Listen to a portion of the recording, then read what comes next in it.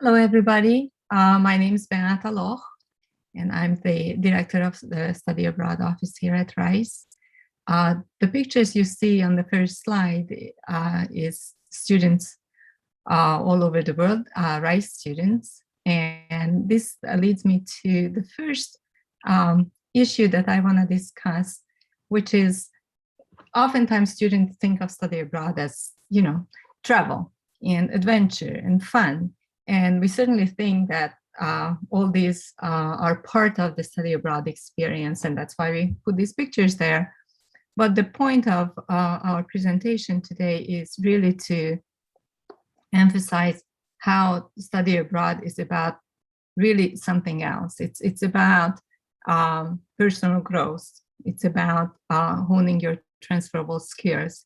It's about study abroad being a transformative experience, a unique opportunity that we hope that many of our students will take advantage of. Next slide, Alexa, please. Thank you. Our office is a small one. There's 5 of us, 3 study abroad advisors, an administrative coordinator, and myself. Nonetheless, we take pride in giving really very customized service to our students. We have a approved program list that is designed and updated, keeping in mind Rice students' curricular needs.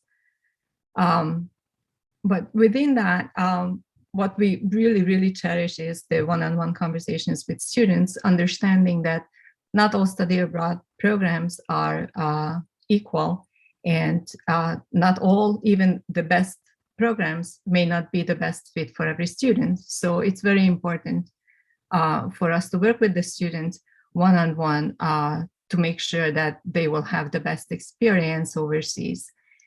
All of these programs, however, are known for their academic rigor, the cultural enrichment they provide, and in different ways, the different types of programs, there are aspects to them that complement curricular needs. So this is something that you will hear about in more detail from my colleague in just a minute. Next slide, Alexa. So what is really what makes study abroad unique? What are those benefits that we want to emphasize? Obviously, the global perspective students gain by being overseas. And I want to emphasize that when we are talking about programs in our office, we do mean long-term programs. So it's either a semester study abroad or a longer experience, 6 to 8 weeks in the summer. And the length of the program does matter, because you can't really say that you get a global perspective by being somewhere for 10 days. Then 10 days, you will get the view of a traveler, which is very interesting and unique and certainly enriching, but it's not the same kind of experience as what you have when you live in a new culture, as you have to experience that culture day to day. So this global perspective really has 2 components to it. One is that you learn about the new people and culture and potentially language that surrounds you, but also that you start understanding more your own background. And this is extremely important. Things that you have taken for granted before, now you start appreciating more, or you are looking at through a more critical lens. So this is really something that you can only see when you distance yourself from your home and your background, and you take a new perspective. It's experiential learning, both in terms of everyday life, because you learn outside of the classroom just by experiencing this way of life, away from your friends, away from your family, away from your support network that you are usually used to. And there are also certain programs that have particular experiential components. Again, you will hear more about that will that enrich the program in a different way that students cannot gain at Rice. And last and probably most importantly, in terms of the future, in addition to this global perspective, students hone transferable skills. What do we mean by this? These are skills that really are important at anywhere, in any job, in any career. They learn flexibility, they learn adaptability. And of course, what we have talked about already, having an open mind and approaching problems with a more open mind than they would otherwise. Working with others from very diverse backgrounds, problem solving in a situation where the problem is new and the parameters are new, meeting challenges in an unfamiliar environment, and just in general, functioning outside of one's comfort zone. These are all skills that are valuable no matter what a student does after graduation. So with that, I will turn it over to my colleague, Yahaira, who will tell you a little bit about the programs themselves. Next slide, Alexa, please.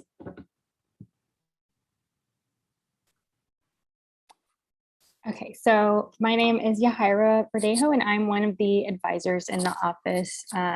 So I work with students in terms of helping them kind of figure out what their goals are for study abroad and what program might be a good fit for them. So through these programs, our office offers a very wide variety of options and opportunities for students.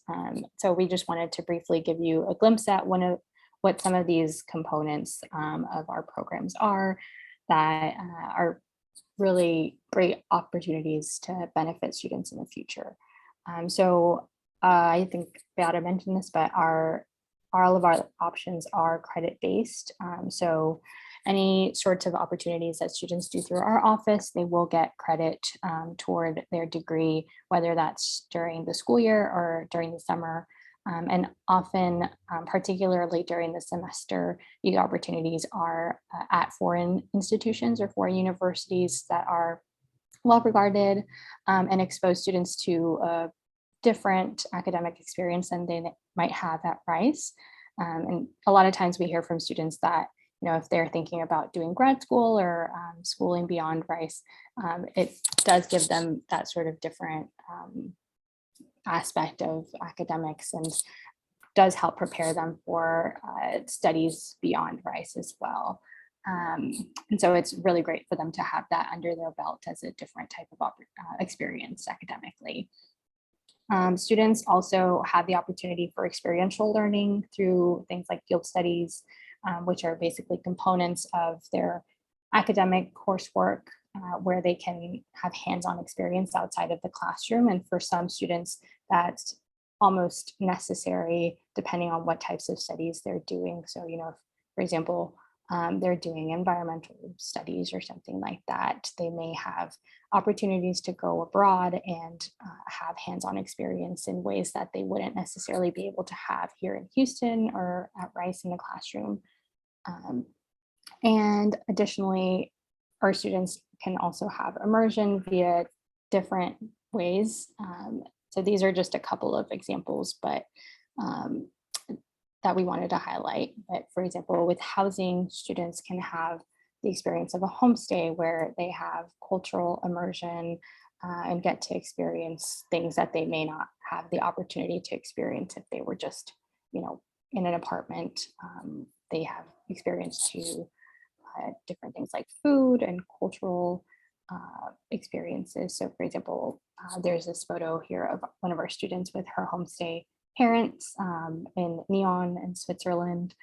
I had a homestay experience and I got to learn a lot more about the local culture in France. And I also really, it helped me improve my French as well. So whether a student, you know, is going for language or not, there's a lot of benefits to having something like a homestay. On the flip side, though, there are also other types of housing options. It doesn't have to be just through a homestay that students get this immersion.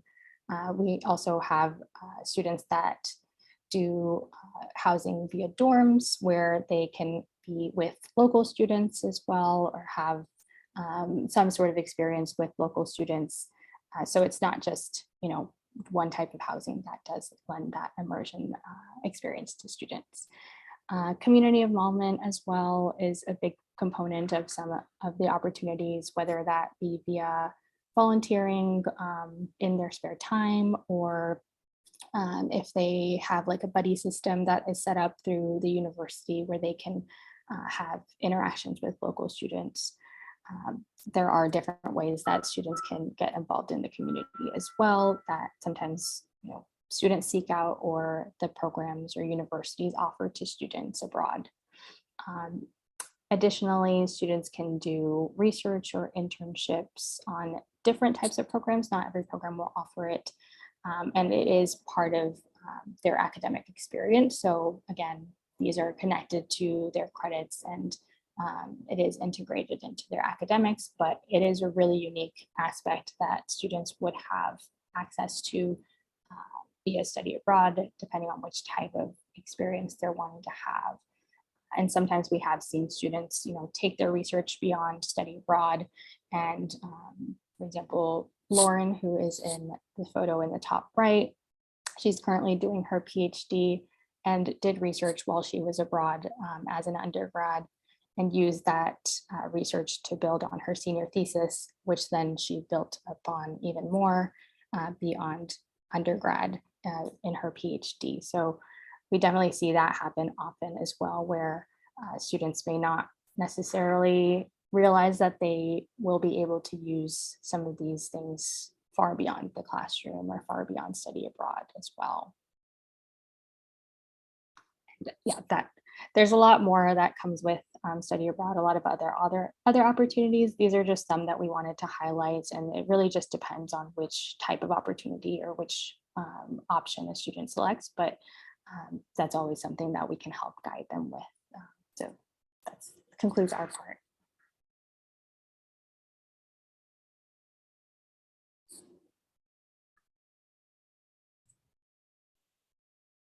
Hi, everyone.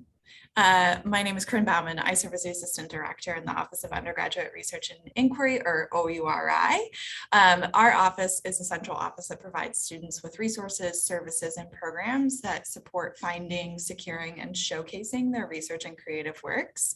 And research happens across the disciplines. There are assumptions about who research is limited to, or what research looks like, right? We sometimes think immediately of lab-based or experiment-based research projects, but research happens across fields, right? And is available to anyone who is curious and interested in inquiring in a way that makes a scholarly or artistic contribution to knowledge. And so that can happen in the humanities, the social sciences, and the creative arts, in engineering, and in the natural sciences as well.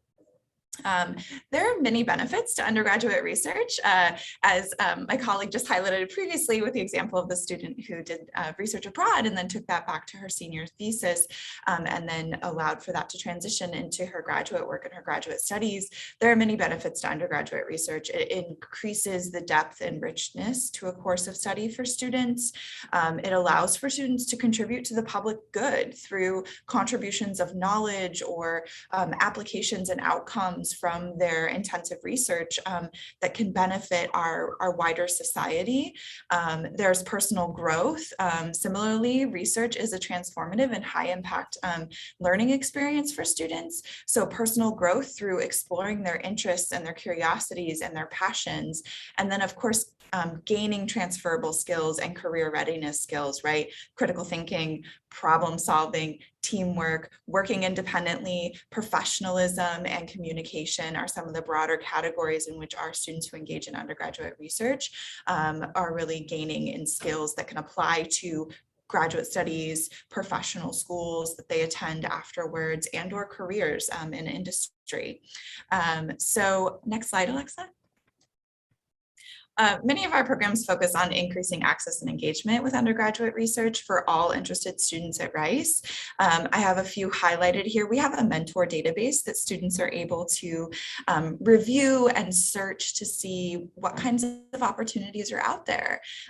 Most of the undergraduate research that occurs at Rice is mentored, and typically it's mentored by a faculty member, a graduate student, and or a postdoctoral fellow that is at Rice University or in the nearby community. We have a lot of students who also engage in research in the Texas Medical Center, which is just our neighbor across the way. And so the mentor database is a great place for students to find who has mentored students in the past, what kind of work have students done with them, and then be able to reach out and build relationships and see if there's an opportunity for them themselves to engage in research with that mentor. We also host 2 opportunity fairs every year, a fall opportunity fair, and then in January we host a summer opportunity fair. Many students get involved in undergraduate research over the summer months, and oftentimes that summer research will then carry over into academic year or year-long or semester-long research experiences.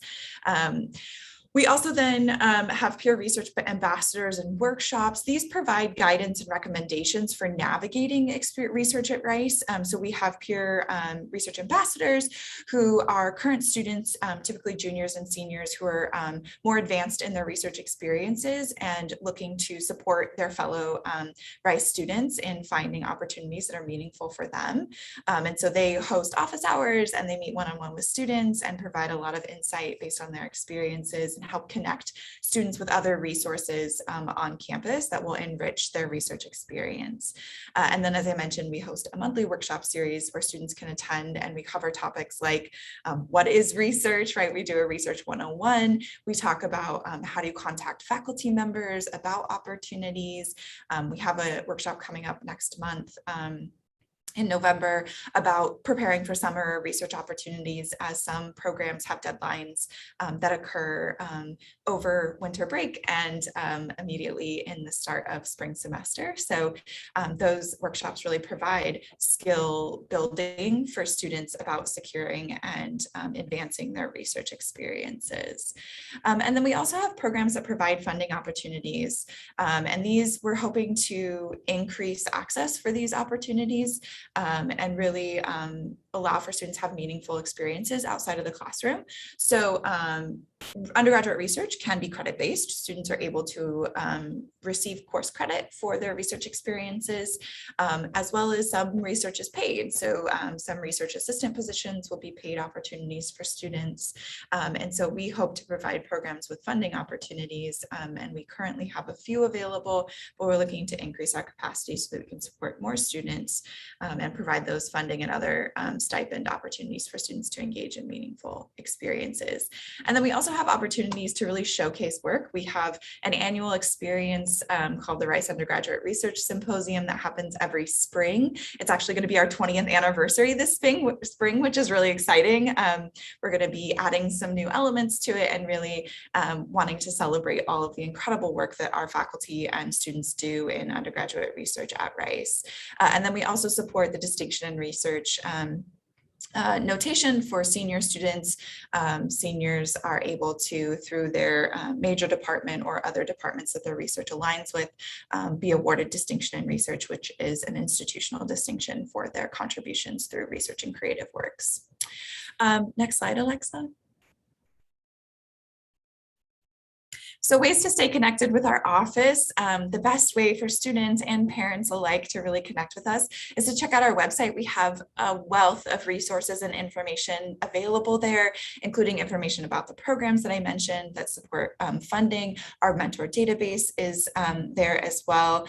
We also host all of our upcoming events on that website. So a really great place to sort of learn more about our office and figure out ways to get engaged in undergraduate research. We also have a podcast called Bowl of Rice, and it's hosted by senior Nyla Vela. And the episodes engage current Rice students in discussing their research or creative works projects that they're engaged in, and then also talking about best places to eat in Houston. So it's a great resource for folks, for students who are new to Houston and looking for information about sort of where to eat. There's great suggestions in that podcast. And then you can also follow us on social media. We have upcoming events, application deadlines announced there, as well as features, student features and faculty features to learn more about our broad research community.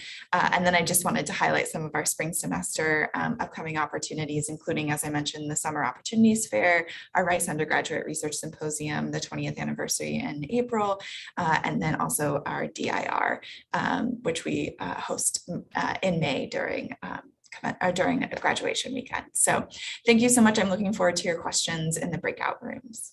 Good morning, good afternoon, everybody. I'm Nicole Vandenhoven. I'm the director of the Center for Career Development.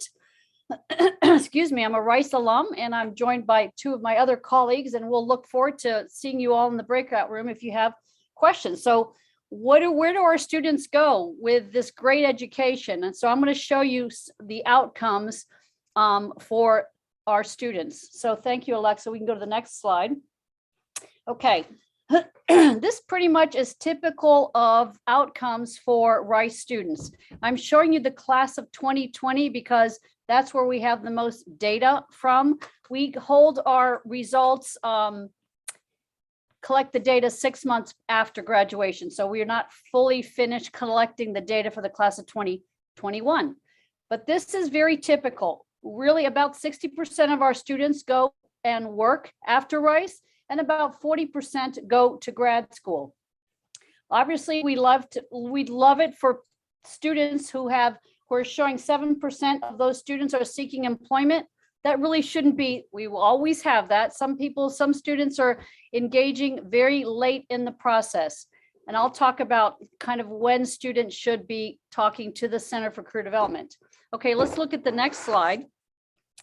Here's a look at the top industries of where our students go and their salary ranges. On the salary side, you can see about 84% of our students have salaries $60,000 and above, well above the national average of about $50,000. The Rice brand, everybody should know, obviously knows, opens up so many doors for our students. We're showing top 10 industries here, but the class of 2020 went to 48 different industries.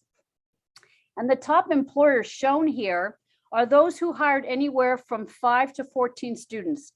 Most employers at Rice hire between 1 and 2 students. Okay, thank you. Next slide.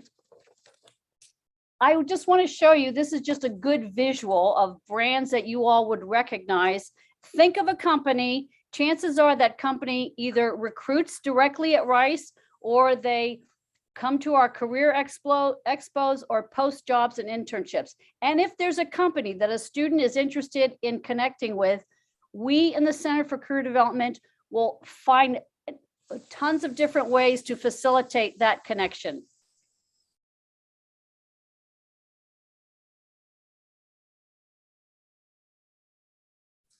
Nicole, you were on mute. Yeah, sorry. Sorry, I had to mute that. Okay, so students are getting jobs and going into grad school because of the fantastic Rice brand and education that they're getting.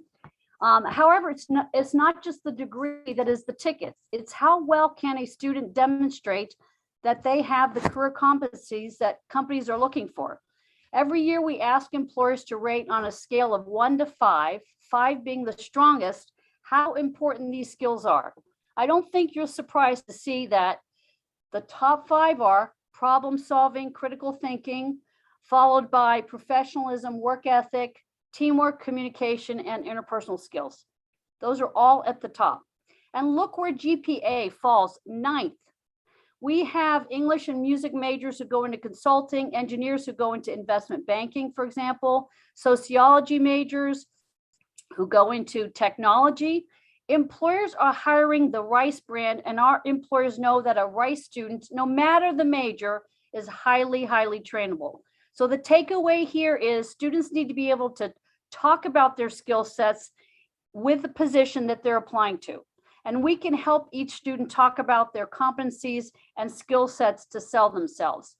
Employers are looking for the things that students are gaining in the classroom experience, in their study abroad experience, like Beata talked about. They're getting all these kinds of skills. And also look where double or triple major falls, dead last. Our employers really are not concerned, and that's not why they're hiring a student for their double or their triple major. So let's go on to looking at where our students go for grad school. So out of the 40% who go to grad school, you can see here what disciplines they pursue for advanced education. And certainly while the largest of them go to med school, students are pursuing engineering, law, and other disciplines. And our last slide is I want to show you, so how does a student connect with a career counselor? And how does that look? We are a team of 12. I've got an employer relations team and a career counseling team, and we will meet your student one-on-one in individual sessions. They can come in our drop-in hours. We have workshops pretty much almost every day of the fall season. And obviously we offer career expos in the fall and also in the spring. All you parents out there, ask your student if they signed up for one of our externships. These are job shadowing opportunities that we offer in the winter and in the spring break, and it's opportunities to do career exploration. We actually give kind of preferential look at freshmen and sophomores because we really want to encourage career exploration. So you might say, when should my student engage with the Center for Career Development? Now. It's great to engage starting freshman year. The better we get to know your student, the more we can help them. And you can imagine how stressful it is for a senior who has never really set foot in the Center for Career Development. They don't know what they want to do with their lives. They don't know how to get a job. And it's second semester senior year. It's very, very stressful for that senior. We're obviously here to help everybody. Our office serves all undergrads, masters, and PhDs, and alums. So with that, I will throw it back over to Alexa and look forward to seeing you all in the breakout room. Awesome. Thank you, Nicole. We're gonna go back to the Center for Civic Leadership, and I'm gonna pass it over to Kelsey and Jasmine. Great, thanks, Alexa. Hi, folks. My name is Kelsey Ullum. I use she, her pronouns, and I'm an assistant director at the Center for Civic Leadership. I'm joined by my colleague, Jasmine. Would you like to introduce yourself? Hi, everyone. My name is Jasmine Anderson. I use she, her pronouns, and I'm also an assistant director here in the CCL. Great. So we're going to share a little bit about what we do at the CCL. At the CCL, we build partnerships with community organizations in the Houston area and beyond to create experiential learning opportunities for Rice students and really get them outside of the classroom to critically engage with different social justice issues. So we provide opportunities for students to really get that hands-on experience working with their local and global communities and community leaders who, alongside Rice faculty and staff, really serve as co-educators for students through these experiences. We also offer advising that helps students really reflect and draw connections between their values and interests and their career goals. We really believe that no matter what career path a student aims to pursue, they can do so with a civic mindset and an understanding of complex social issues in our society and a drive to have a positive impact in those issues. So we have a very broad definition of civic leadership. It can look like advocacy and activism, research, service, philanthropy, and public policy.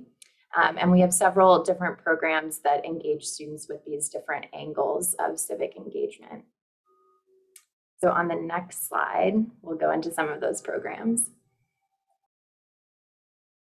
Yeah, so like Kelsey mentioned, we have a variety of programs that cover the different means of civic engagement that we provide for students, and we have them tiered in different levels.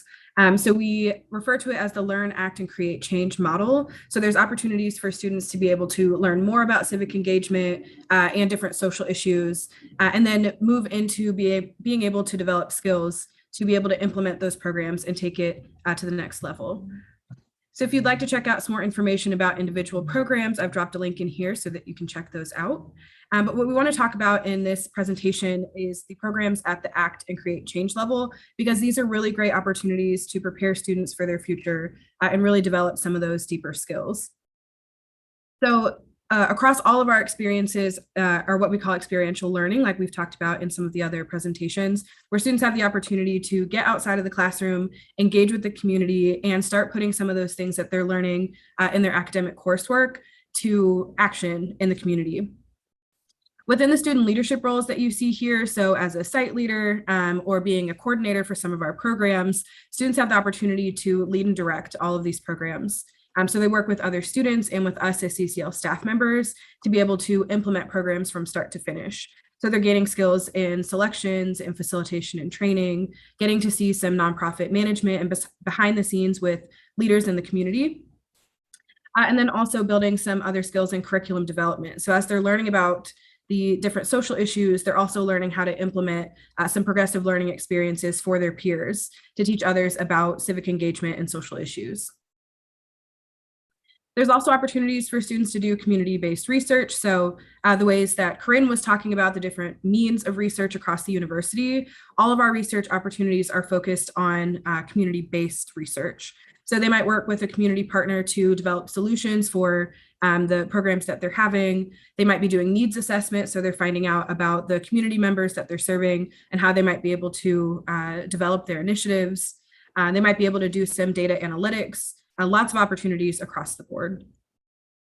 They're gaining some valuable exposure to those community leaders and being able to get some direct experience on the nonprofit management side.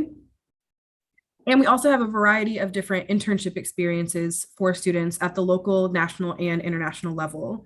So they can participate in summer internships either here in Houston or other places in the US, or through the Lowenstern program, which Kelsey manages. You can also participate in internships across the globe.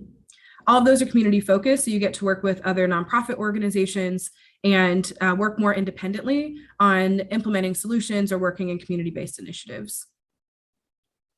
There's also opportunities to understand and develop some policy proposals. If your student is interested in political science or policy, they'd be able to work alongside some local stakeholders and decision makers to be able to develop and potentially implement policies here in Houston.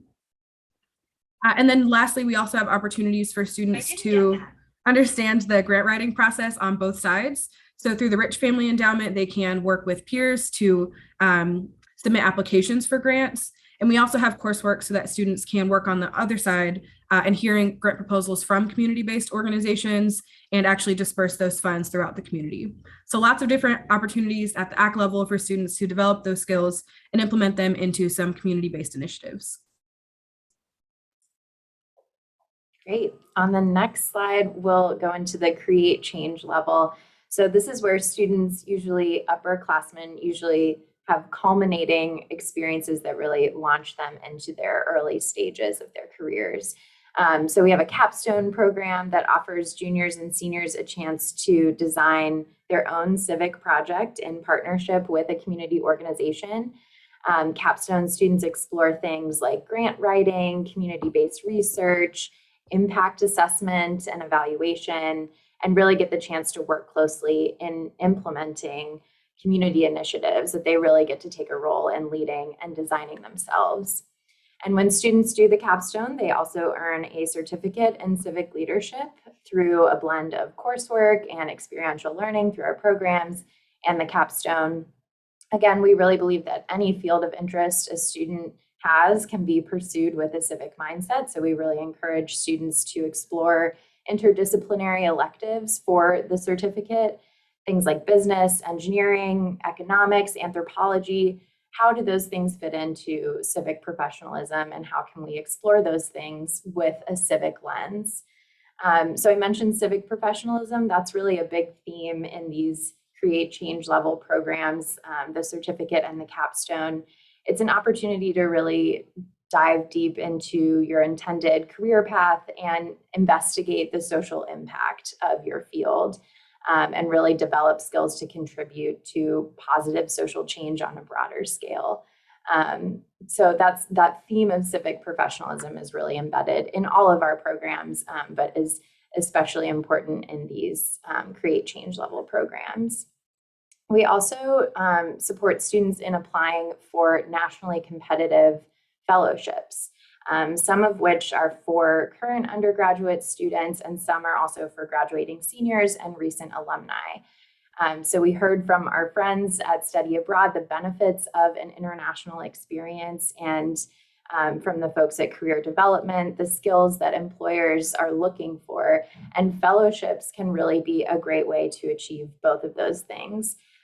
So if a student is interested in pursuing graduate study, a master's degree in another country, the CCL can help students apply for fellowships like Rhodes and Marshall to provide funding to earn that master's degree abroad in the United Kingdom.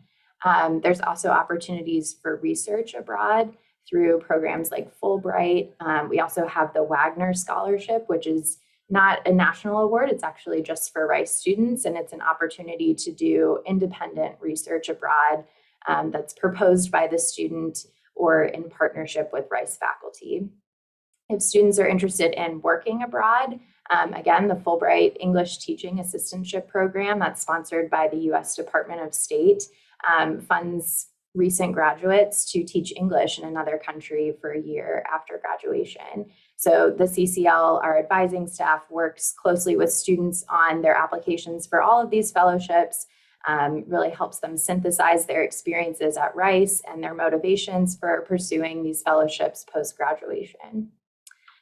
So I think that's all we have for you now. I'll put our website and our Instagram in the chat for you all to stay in touch with us, and we'll see you later on in the breakout rooms. Hi, everyone. My name is Haley Duplantier. I am an assistant director with the Office of Academic Advising, or the OAA for short. And today I'll be talking to you a little bit about academic advising here at Rice. So next slide, please. So just to introduce you to our team, here in the Office of Academic Advising, we are separated into kind of two groups. So one is the OAA, the Office of Academic Advising, and the other is our athletics advising. So within the OAA, we have 6 assistant directors who serve as liaisons for our residential colleges. So you can see, for example, I'm the liaison for Duncan and McMurtry. We also have our health professions coordinator and our department coordinator. And then in athletics advising, we have 2 associate directors and 2 assistant directors. And within athletic advising, they are separated or liaisons for students based on their sport. And then the leader of our office is our director, Christine Martinez. Next slide, please. So just to give you a brief overview of what community advising looks like here at Rice, this is our model. We use community advising to kind of implement advising for students here at Rice. As you can see on the wheel, we have the center of the wheel as the OAA, so we are the hub of advising. And then we have 3 parts to our wheel, so faculty advising, professional advising, and student advising. So to look at the top half of the wheel, which is our faculty advising, this is consists of college magisters, our divisional advisors, major, minor, and transfer credit advisors, and then also our faculty associates. We really emphasize faculty advising because they offer a variety of benefits for our students. So to start, they offer discipline-specific expertise for students. They're very knowledgeable about their requirements and rules and regulations for different majors across campus. And then they're also a resource for students before they declare their major. So students can definitely reach out to any faculty advisors if they have questions about majors, if they're interested in changing a major and kind of keeping them on track during their time here at Rice. And they also assist with academic goal and plan setting. So that's our faculty advising. We also really do rely on our student advising here at Rice. And so specifically in our office, we house our peer academic advisors, or PAAs for short. And we also rely on O-Week advisors and coordinators. But specifically for the PAAs, these are Rice students who are selected and trained by the OAA to provide peer advice about a wide range of academic topics. So this can range from course planning, co-curricular opportunities, academic rules and deadlines, and campus resources as well. And then lastly, we have our professional advising component. So this houses our office, the Office of Academic Advising, and then we also rely heavily on our collaborative offices, some who are on the call today, and then we've also listed just a couple of examples on the slide as well. Next slide, please. So generally speaking, we offer a lot of resources here in our office. You can kind of see on the image here on the slide that we offer our advising network, which I just spoke about, academic planning support, academic support, and then we also offer specialized advising, which directly supports students in their path towards post-graduation. To name the top three that we work with are going to be our pre-health, pre-law, and pre-graduate students. So for pre-health, we offer individual advising for current students and alumni. We also offer the opportunity to explore all options in healthcare. So this is not just our pre-med students, but we also work with students who are on the allied health track. We offer events and programming for our students. For example, at the beginning of the school year, we offer simply an orientation session for students who are interested in the pre-health track and kind of want to learn a little bit more about it. And so that is directly with our pre-health advisors.